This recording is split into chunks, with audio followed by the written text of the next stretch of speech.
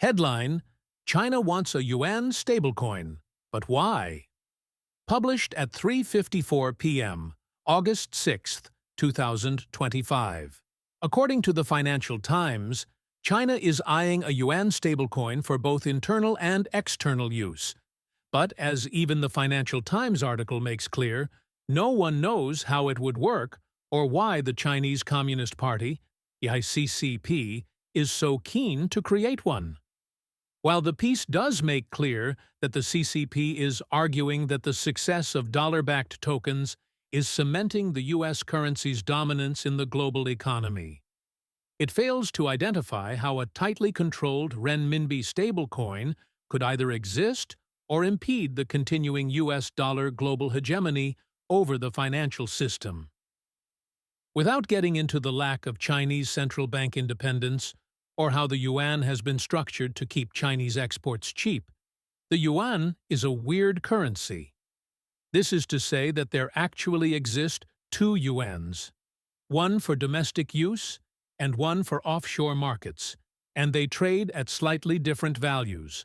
As of writing, CNY, or domestic yuan, trades at 7.189 per US dollar, while the CHN, or offshore markets yuan, trades at 7.193 per US dollar. Additionally, Know Your Customer and anti-money laundering laws have substantial penalties in China, and the renminbi can be used far more effectively to sanction individuals, companies, or countries than the US dollar because almost everyone strictly uses the yuan digitally, and the People's Bank of China can exert full control over any aspect of the currency. While this enables the CCP to ensure a semblance of price controls, it also has led to many Chinese nationals hunting for ways to exit the currency for more useful international currencies like the US dollar and euro, leading to a significant amount of capital flight. China also has not seen any widespread use of the yuan outside of mainland China, even with war-torn allies like Russia and Iran. There's already a yuan stablecoin. For those familiar with Tether, the largest cryptocurrency company in the world, and the stablecoin with the highest market capitalization and most volume, they may also be aware that in 2019, Tether issued an offshore yuan stablecoin.